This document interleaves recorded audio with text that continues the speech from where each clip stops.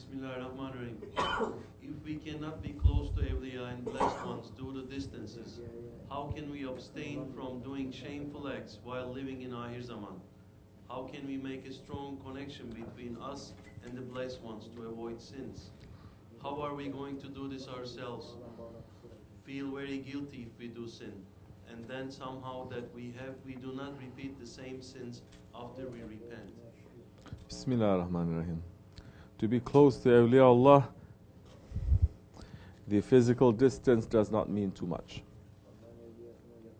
So many, if they cannot make a spiritual connection, after a while the physical distance or proximity, it will not affect them at all. We've seen that happening over and over again. If you don't make a spiritual connection, it doesn't matter that time if you're right next to the awliya eating from his plate. Because there's no spiritual connection, one day betrayal is going to happen. Some, it is more blessed that they are not close to the awliya Allah. Because to be close to awliya Allah, to be close to the Shaykh, there is more fire there. People don't understand this. There's more responsibility and there's more fire. The further you are physically, the easier it is, the more tolerance, the more mercy there is. But that doesn't mean now that you cannot build a spiritual connection to the awliya, to the Shaykh, when you are far away. You must build. Once you build a spiritual connection that time, you have to be sincere and ask yourself, for what reason I'm building a spiritual connection? Why am I building a spiritual connection? For what? Oh, I just want to build. Why? Why you want to build? To become a better person, you say. To become an Abdullah, a servant, isn't it? After you speak so much, you're going to say, because I want to be a servant. Good. You want to be a servant, then start acting like a servant. That is how you're going to build a connection. What does a servant do? A servant sits and just makes zikr and just think and just go up and down and just work for his own self. What does a servant do? A servant serves. So if you want to be a servant to Allah, start serving. You want to be a servant to the Prophet, start serving. You want to be a servant to the awliya Allah, start serving him. I don't know how to serve him. If you say you don't know, that's the time you haven't thought enough. That you haven't thought at all. Because there are millions of ways, thousands of ways to serve the Prophet, to serve Allah, to serve the awliya Allah, to serve your Shaykh. You say, how can there be millions? You're exaggerating. No. What did Prophet ﷺ say? Going back to him. Spread the deen, he's saying, right? Spread the religion. Even if it is one ayat. And there are 6,666 ayats. There are over 1 million hadiths. If you take one hadith and you apply it to your life, because of that application, people will see the light of the Prophet ﷺ, and you can serve the Prophet ﷺ. Then that time when people see it and they start taking it and liking it and putting that light into their lives. So you say, I don't know how to serve. Then you have to start thinking, because it's not a big mystery. You're listening to the sohbats, put the sohbat in your life. It will make some changes. The light of the Shaykh is going to enter you. Others will see the difference. Others will see that light and they will start following. They will start benefiting from that light too. You say later, there's so many levels of service too. You say, okay, this is fine, but I need something else. I need something else. I need to do something else. Then that time, so many things that you can do. Start thinking. Inshallah, that time you make a connection. Because that connection is not just by a feeling, but that connection is by an action. That connection is not just by the tongue. That connection is by an action, something that is active. To say, Ashhadu an la ilaha illallah wa ashhadu anna Muhammadan abduhu wa rasuluhu, our shahadat. But that is not enough. In order to protect that shahadat, just by saying that is not enough. You have to start to pray, to make your 5 daily prayers of namaz. That time the shahadat will have one wall surrounding it. It's not enough. Now you have to fast, another wall. Now you have to give charity, that's another wall. Now you have to go to the Hajj, that's the other wall. Now everything is protecting that. You say you want to have a connection to the Shaykh. Now there are other different activities that you have to do that is going to protect that intention. Seek knowledge even if you have to go to China. Holy Prophet ﷺ is saying. And now Shaykh Efendi has murids, Chinese murids that took that knowledge from here to go to China and spreading that knowledge in China. And every week we're getting 5-10 people taking bayat. Small guy, but being very active. He's not sitting around to say, what can I do? I'm so far away. What am I supposed to do? Once you start doing all this, we make sins, all of us do. Then that time, because you're running to serve Allah subhanahu wa ta'ala,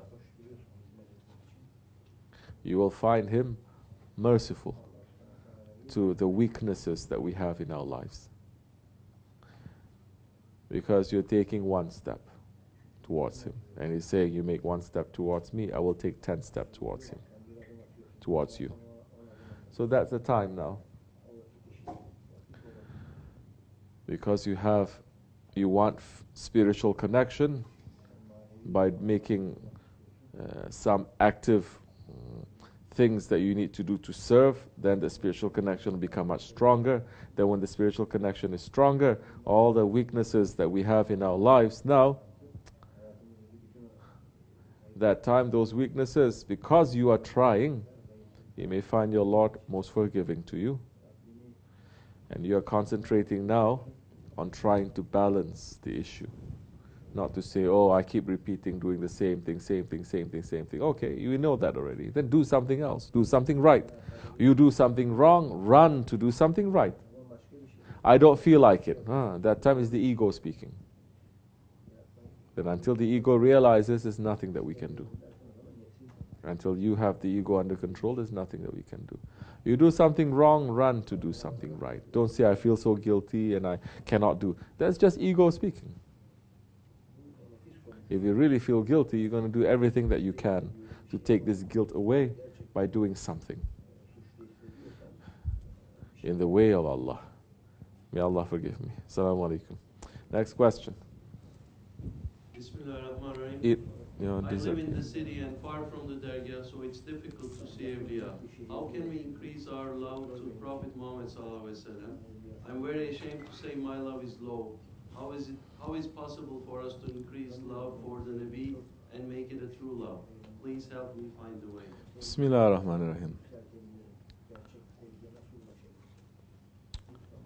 You'd like to increase the love for the Prophet ﷺ. First thing you do, recite more salawats. Allahumma salli ala Sayyidina Muhammad wa sallam. Recite more salawats. And try to do more things that are sunnat. You understand? Increasing love of the Prophet is not just reciting Darood al-Sharif and salawats and singing qasidas and singing nats. Your life has to reflect that love. How are you going to reflect that love when you yourself, you're reflecting the Prophet? How are you going to reflect the Prophet ﷺ when you carry his sunnats? The man saying, I love Prophet so much, I cry every time I'm making darood. But we're saying that why are you shaving your face to look like woman? Why are you not keeping at least mustache in your beard? It's a sunnah. You love your Prophet. Prophet kept that. And he blessed those ones who have a beard. Why are you not keeping that? Oh, now you're making excuses. You're saying you love Prophet ﷺ so much, but we don't see the physical sunnats or the spiritual, the internal sunnats either. And in these days, everyone is saying they're spiritual. It is more difficult to carry the external sunnats in these days, especially in this kinds of situation. That time, you're going to increase your love. Don't ask that you increase your love for them. Find out what you can do for them to love you. Are you doing anything for the Prophet to love you? Easy for the man to say, oh, I'm such a dirty creature. Oh, when it comes to that, suddenly you back away. You think you're such a dirty creature? Clean yourself up for the Prophet. Sahabe Kiram, they did not become Sahabe Kiram just by saying, I love the Prophet. They did something. They sacrificed everything. What sacrifice are we making? We cannot even sacrifice our ego. How many of us sacrificing our sleep for the Prophet? How many of us saying, I love Prophet so much, today I'm going to wake up, I'm not going to sleep so much, and just to wake up and to pray a couple of rakats and make some Darud Sharif for the sake of the Prophet. How many of us are doing that? But so many of us, we love football, soccer so much, we can sacrifice your sleep to wake up to watch a match, isn't it? Or do other things. Yeah. You want it to be a true sunnat, true love, put the sunnat in your life. Find a murshid. Find a shaykh that is going to be the firm handhold, that is going to hold your hand and bring you to the Prophet ﷺ. Because after a while, doing things by yourself, you will understand that it's all a game also. You are never alone. Inshallah Rahman, that time, our love can become more sincere. And that time, you will say, it's not just how much I feel, it's how much what I do. And after a while, you don't care so much how much you feel. You're going to care what you do. And you're going to care what Prophet feels, not what you feel. You're going to care what your Shaykh feels. May our Shaykh be happy with us, inshallah.